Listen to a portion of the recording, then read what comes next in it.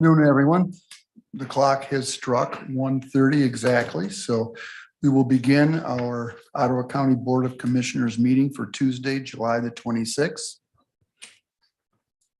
Ottawa County seeks to be a welcoming place where you belong. Recognizing that we are a county of many different faiths and traditions, our invocation today is offered from one of those perspectives. I will now ask Commissioner Terpstra to do the invocation, followed by the Pledge of Allegiance by Clerk Justin Robach. Dear Lord in heaven, thank you for allowing us all to be here safely today. Thank you for this beautiful weather and the rain that you gave us over the weekend. Just allow that the rain to work and that the farmers have a great crop this fall. Can you just be with the service of men and women, home and abroad, protecting us, and just be with the Ottawa County residents and the Ottawa County employees, and just allow us to have clear minds through this business meeting. Amen. Amen. I pledge allegiance to the flag of the United States of America and to the republic for which it stands, one nation, under God, indivisible, with liberty and justice for all.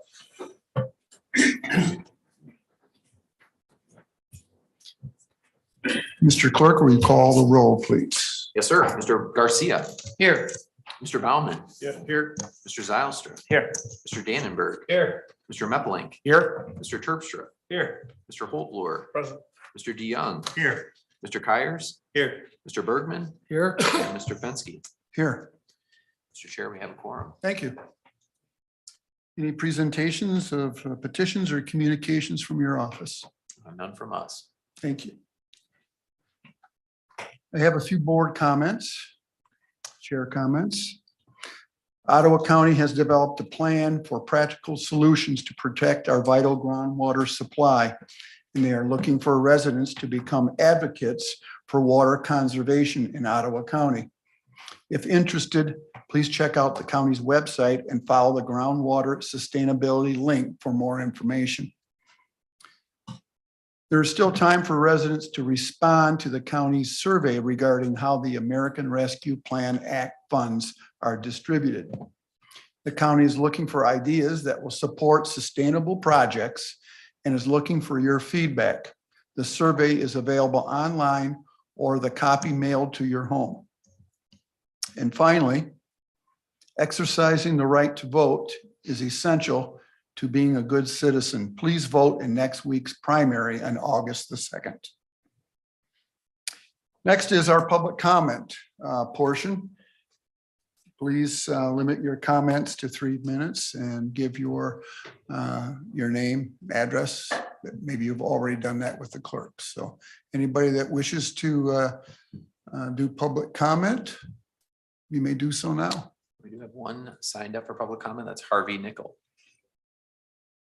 Welcome, Harvey. Yeah, thank you. Haven't seen you in a month or so. It's rather busy. Thank you for having me back. My name is Harvey Nickel. I live in Jenison, Michigan. I've come across a document that is very disturbing. It's the Ottawa County immunization policy that was enacted by the Ottawa County Board of Commissioners in 2014. The resolution essentially states that all children in Ottawa County must receive all the vaccinations as specified by the Ottawa County Health Department to attend any public, private, or parochial elementary or secondary daycare center, camp, or any other organized care or educational facility for preschool, elementary, or secondary level operating in Ottawa County. I believe that this resolution is an unconstitutional overreach, and you should immediately rescind it. You need to make a new resolution that requires the health department and all doctors and offices and clinics that give vaccinations to supply parents with all the information about the contents of the vaccines, the level of toxicity of the ingredients, especially mercury and aluminum, the list of adverse effects, the death rate from the infection, the death rate from the vaccine, and the efficacy of the vaccine.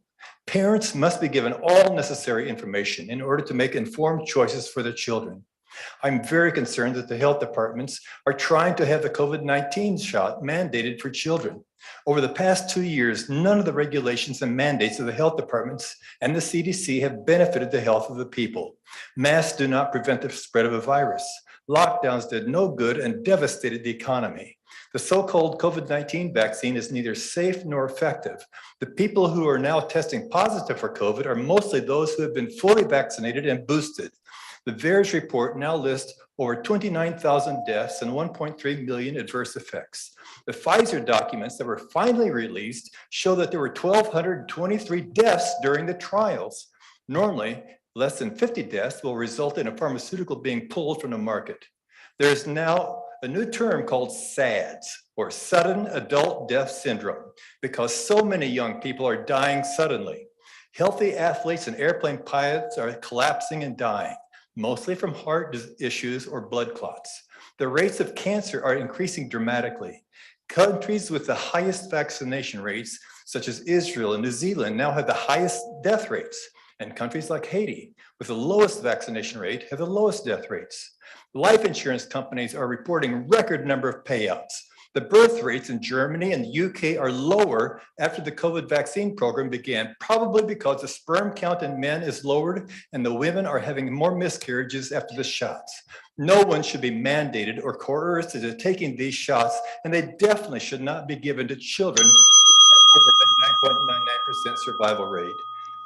All of you have taken an oath to uphold and defend the Constitution. And I'm appalled that many of you voted for a resolution that removes the parents' rights to make health-related choices for their children concerning vaccines. And last time two times I was here, I was essentially called a liar. So today I have some documents that I want to give. Here's the VAERS report. And again, when you look at this, especially look at the second page that has the blue line and the red line. The red line is all the deaths on the VAERS site. The blue line is all the deaths except the COVID shot. And you see this huge spike. I also have a list, a link to a review that has 1,000 peer-reviewed papers. Nickel, I'm on sorry, the we do side have to effect. enforce our time rule. Okay, thank you, Harvey. The effects of the life insurance policy, effects of COVID. So, You can give those to our clerk, Mr. Robach. okay. And of course, the resolution.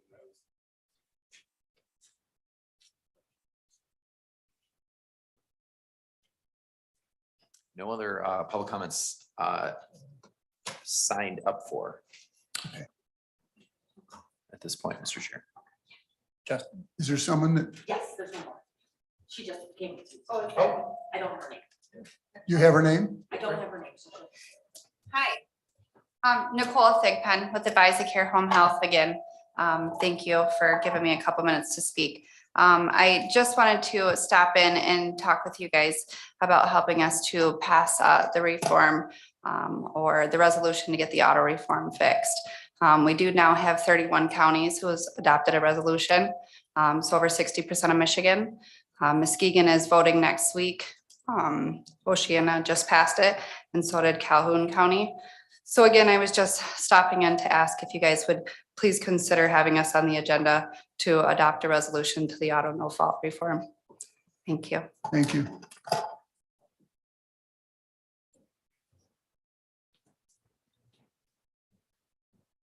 Next, we'll entertain a motion for approval of our agenda. Supported.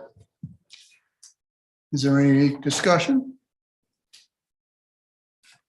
Seeing none, will you call the roll, please? Yes, sir. Mr. Kyers, Yes. Mr. Holtblor, Yes. Mr. Garcia, Yes. Mr. Dannenberg, Yes. Mr. DeYoung, Yes. Mr. Zylstra. Yes. Mr. Terpstra, Yes. Mr. Meppeling, Yes. Mr. Baumann, Yes. Mr. Bergman, Yes. and Mr. Fenske. Yes. Motion passes.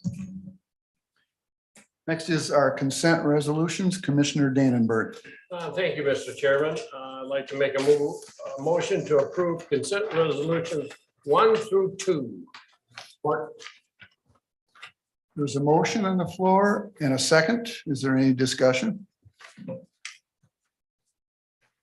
Seeing none, will you call the roll, please? Yes, sir. Mr. Garcia, Yes. Mr. Bergman, Yes. Mr. Zylstra. Yes. Mr. Dannenberg, Yes. Mr. Terpstra, Yes. Mr. Meppelink, Yes. Mr. Holtvluer, Yes. Mr. Baumann, Yes. Mr. Kyers, Yes. Mr. DeYoung, Yes. and Mr. Fenske. Yes. Motion passes. Public hearings, none. Action items from Planning and Policy Committee, Commissioner DeYoung. Thank you, Mr. Chairman. Regarding the open space management plan, I move to approve the revisions to the 1992 open space management plan. Or Is there discussion? Or would you like to have Mr. Shamblin do a summary? How about it, Jason? It'd be my pleasure. Thank you. So there's an adjacent property here next to the Fillmore complex. And we became aware that it was going to be offered for sale, and the Parks Commission didn't have the funding to acquire it, but the Board of Commissioners felt like it was worthy of owning and protecting, especially adjacent here to the Fillmore complex. So the administration went through the process to do that. And then I've been working with Corporation Counsel on how to incorporate that into the parks acreage for us to manage and maintain into the future. So we found the 1992 open space plan. So in the 40s, the county had received a lot of property from the state tax rolls, and then the conservation district went in and stabilized a lot of those properties with some of the red pine plantations. And so the county did a whole county-wide inventory of the properties they had, established the natural resources values or recreation values for each of those properties. And then the last page, attachment A, or second to last page, lists the properties then that were held on to and came to the Parks Commission to manage as open spaces. And so that's just a handful. That's 6 of the open spaces that we have. We have 15 now. So since that time, the Parks Commission's passed a millage and acquired additional properties that we manage and maintain as open spaces. So this just cleaned up the policy, made it more clear. The policy in 1992 referenced kind of the process that they went through for the evaluation. So our open spaces we manage for much less development. So you wouldn't find improved trails per se. You might find a small gravel parking area and a sign, but then it's folks are allowed to walk there off trail. You're allowed to have your dog off leash. It's a lot of the properties that we allow folks to do hunting on. So I'm happy to answer any questions. And what this document does is it identifies those properties that came from the county, but it also identifies the standards which we maintain them to, as well as the Board of Commissioners' ability to withdraw those if there's a need. So in the past, the county's used some of the open space lands for cell phone towers, or even family justice center. So. Commissioners, questions? Yeah, Jason, just a quick question. When you say that there's gonna have like a small gravel lot, so there won't be, you know, name to that property per se. It won't be like XYZ Park. It will just be, this is county property with the stipulations that you just said. You can have your dog off. How residents know what that actually is, right? So we list them already in our parks inventory, Right. and then they'll have a name. So Port Sheldon, open space, Van Buren, open space. Okay. They almost all have a kiosk on too, Doug. Okay. Don't they all? I Yep. can't think of any that Yep. don't. Yeah. A kiosk with the property map. Some have a little bit more development than others. So the one that I always think of is East Minville Bayou. We do have infrastructure there because it's so heavily used for ice fishing. So it's got an improved parking area and a pit toilet and Okay. some other things, but Grand River open space, that would be another example where there is actually a toilet. yes. Yep. Commissioner Terpstra? Is this John gonna be available to hunt this fall? So I doubt that this 66 acres would be. So. Any other questions? Equestrian, would that be a consideration or no? So that's what we'll, now that we incorporate it into the open space, we'll look at the trail planning, and our operations and planning staff have already been there with the intent of extending the equestrian trails. Any other discussion, gentlemen? No? Thank you. We have a motion on the floor and a second for the first part from Planning and Policy, Open Space Management Update. Will you call the roll, please? Yes, sir. Mr. Dannenberg, Yes. Mr. Baumann, Yes. Mr. Bergman, Yes. Mr. Meppelink, Yes. Mr. Terpstra, Yes. Mr. Garcia, Yes. Mr. DeYoung, Yes. Mr. Holtvluwer, Yes. Mr. Zylstra, Yes. Mr. Kyers, Yes. and Mr. Fenske. Yes, Motion passes. thank you. Next, regarding the resolution to designate 66 acres to the park's open space. I move to approve and authorize the board chairperson and clerk register to sign the resolution designating 66 acres to the Pigeon Forest open space. Support. There's a motion and a second. Any further discussion? Seeing none, will you call the roll, please? Mr. Kyers, Yes. Mr. Holtvluwer, Yes. Mr. Meppelink, Yes. Mr. Terpstra, Yes. Mr. Garcia, Yes. Mr. Zylstra, Yes. Mr. Bergman, Yes. Mr. Dannenberg, Yes. Mr. DeYoung, Yes. Mr. Baumann, Yes. and Mr. Fenske. Yes. Motion passes. From the Finance and Administration Committee, Commissioner Baumann. Thank you, Mr. Chairman. In regards to the Community Action Agency personnel request, I make a motion to approve the request from Community Action Agency to add one full-time benefited assessment and eligibility specialist position, pay grade 5, Group T, at a total cost of $82,224 paid for with grant funds. There's a motion and a second. What is this exactly, John? So this would be to hire an assessment and eligibility specialist who would provide a lot of intake and eligibility services. So if a person needed weatherization improvements, weather stripping and insulation, that type of thing, and they meet certain income criteria, they could receive grant funding to do that work. This position would identify those residents that would be eligible for this and then walk them through the process. And so this position would be paid entirely with the grant funds that we'd be receiving. Am I assuming that once the grant funds, if they're not renewed, that this position possibly Sunset, could, it would go away. it would go away? Yep. Okay. Any other questions, gentlemen? John, yeah. But I see that the position is coming from grant dollars. Is there an amount as to how much the actual grant was? She said it's about, it's tripling the activities. I think our current grant in this program is roughly about 350,000. So it'd be more than that. I don't know the exact amount of the grant. And it's for about 5 years, I believe. I thought yeah. I read in there Yep. basically. And Okay. then the other thing which isn't covered in this is we're also looking to find additional contractors that can do the work. That sometimes can be the bottleneck where I think we've got one, possibly two contractors that are, licensed and willing and able to do this work. And that's something we're still working on because we can find a lot of projects, but then sometimes it gets slowed down by having contractors available to actually do the work. Any other questions? Seeing none, we call the roll. Mr. Bergman, Yes.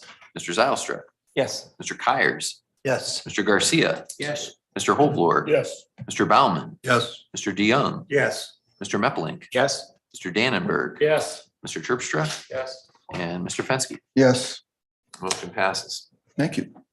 Regarding the CMH personnel request, I make a motion to approve the request from Community Mental Health to add 12 hours to the 0.5 occupational therapist position to move it from a 0.5 full-time equivalent to a 0.8 full-time equivalent at a total cost of $22,049. Support. There's a motion and a support. Any questions? John, does this kind of work two ways, that it's for retention and more services? That's what. Right now, the demand for the services is exceeding the person's ability to provide those services at only 20 hours a week. This would bring it to 32 hours a week, and CMH has indicated that this should be sufficient amount of hours per week to handle the increased caseload for this. Thanks. Does that include benefits? Yeah, I forgot the number, but I think it's, so the wage goes, There's- yeah, that $22,000 additional cost includes the benefit cost.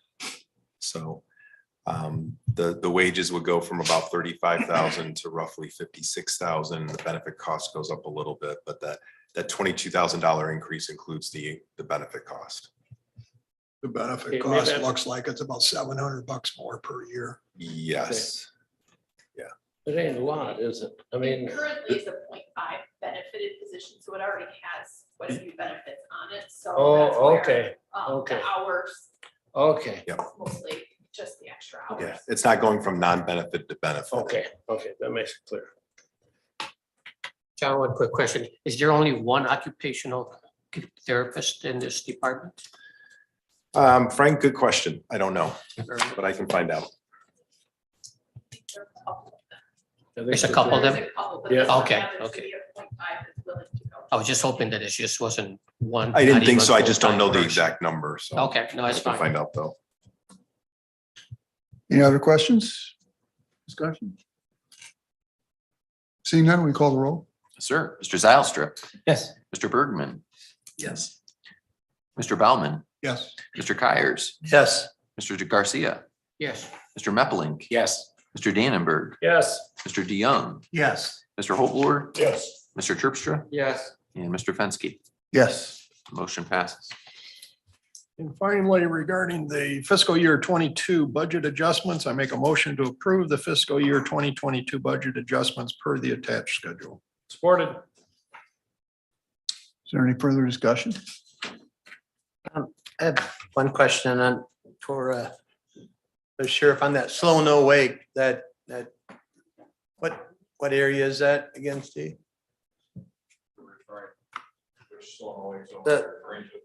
The grant that ended for the slow no wake, Oh, during the high water. is that what it was enforcement, for? Yes, that's done. So that was for the Grand River? That portions of the Grand River, yes. Okay, Yeah. that was strictly due to high water? Yes. That's why we got the grant for? Yes. Okay. And that was for the additional patrol and enforcement. That is not there for this season. Now, I think many of you are aware that the Indian Channel is an issue up there right now.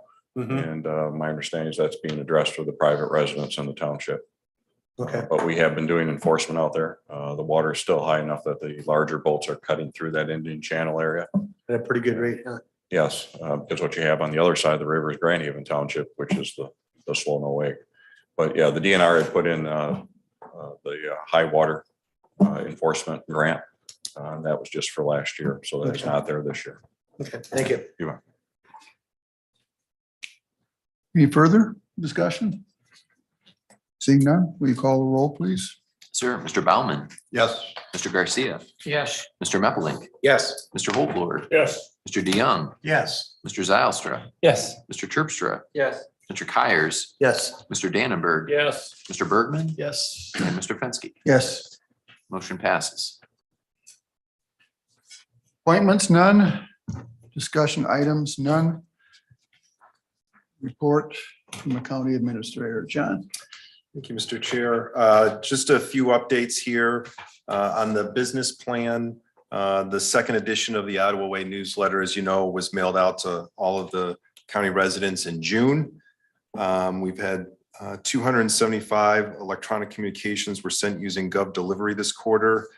And as you also know, we've started the biweekly administrative digest.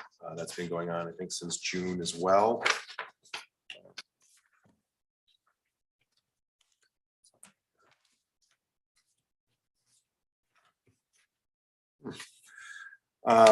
We've had 6 in-person brown bag lunches so far with the various departments, and those will be continuing on an ongoing basis. And to date, I've met with at least 10 local units just to introduce myself, the most recent being yesterday with Jamestown Township. And I think I've got Polkton Township later this week. So we'll continue doing that. We've had 11 design thinking workshops were held, along with 46 coaching sessions and 5 mindfulness sessions. And 9 staff have attended the innovation and creativity training. Those sessions have been held in the innovation room and have proven to be pretty popular. And as you saw there, we've put in a kiosk to replace Francesca in the lobby. And I've already seen people actually using that as well. A little update on the Family Justice Center. Bid package 2, which is the mechanical, electrical, plumbing, technology, masonry, steels, that's been posted. So we'll see what bids come in for that. The excavators are on site and they're working on preparing a hole for the foundation. Concrete will be on site later this week, looking at prepping for the beginning of setting the foundation forms. We are working on locating some of the buried utilities for the site work, as many were not located by the utility company. And we don't have the best as-built plans there, so that'll take a little bit. We have closed down part of the parking lot there for the summer while the excavator is hauling materials in and out. So the upper part is getting a little bit more crowded, but we hope to have that open by the end of summer if all goes well. And also just a couple other building projects, B building over on James Street. If you recall, we had some water damage, some significant water damage. And so we are demolished the canopy that was over the driveway, as well as the landscaping, and that's going to be recladded to fix that water infiltration issue. We're also remodeling CMH's administrative offices. So all the carpet and furniture has been installed. We're running data and power to the new cubicles, doing some paint touch-ups, and hoping to have the staff roughly around August 5th to move back in there. They've been spread out all over the county right now while that's been going on.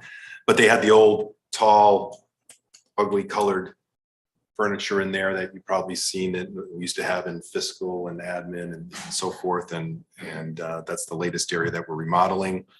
On a much less exciting project, we should be starting next week replacing the boiler stack at the Grand Haven Courthouse that's been leaking. And also later in August, replacing the carpet in the Grand Haven Courthouse on the 3rd floor. And we're in the planning stages right now of getting numbers and finalizing the scope for remodeling the public health clinic area as well. So also, we've gone through another set of interviews with candidates for deputy county administrator. So we're hoping to get closer to a resolution on that. And myself, along with Phil and Robin Afric, we attended the NACO annual conference in Denver this past week, and a lot of good sessions, and a lot of counties are in similar situations with us in terms of inflation issues, employee retention issues, that type of thing. But I thought it was a very worthwhile conference. So that's my report. Thank you. Any questions for John? General information, comments, meetings attended?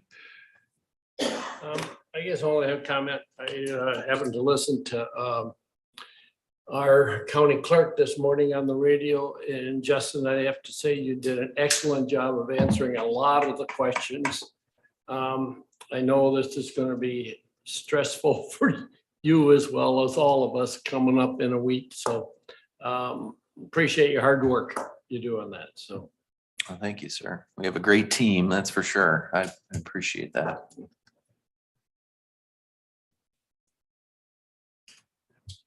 Yeah, I attended the NACO conference.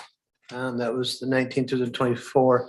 I spent half a day on pre-3. I mean, there's a huge shortage since COVID started for finding daycare in the United States all over. So there's like 1/3 of the children, when they do data, that they're really not sure where they're staying or where their daycare is. So it's something down and it does do a shortage on jobs because parents have to stay home and take care of their kids. I also attended a full day session with DEI. We had Dr. Guy talk about a lot of things with what she emphasized most was equity between all races and all colors. And she was a very interesting speaker. Enjoyed her a lot. We had from the Federal Administrative Office, the Waters of the USA, and she talked about, what stipulations they have. And some of the people asked her, if it's water in the ditch, is it run by the federal government? And she flat out told us no. There's different stipulations and how much water you're gonna have in there and how much they can control it. Broadband, they continued on that, big discussion on broadband, especially on the NACO board where they took in some of the administrative people and they talked about broadband, very interesting. James Gore, I attended the leadership program they have there a year ago. It's a 5-day intense leadership. Got to know him very good. Got to bond with him very good. And he is our new second VP for National Association of Counties. And he emphasized, John, I heard him talk too, that it's not about Denver Republican, but if you guys get any questions from any county, any place you want, and you want to testify for the Congress in the US, you know what? He'll get you there. So he was elected to second VP. I think he'll bring us a lot of good. I can get a lot of information from him. Tomorrow, we'll have the summer summit at the MAC. It's going to be good information. I think, Doug, you're attending it virtually, I think. So I'll give a report on that when I get back in 2 weeks. So been keeping very busy. So thank you. Anybody else? Seeing none, this is our second opportunity for public comment. So if there's someone in the audience that want to make public comment, please do so. Or if there's someone online. No one online, Mr. Chair. Okay. All right. Well, we will stand adjourned.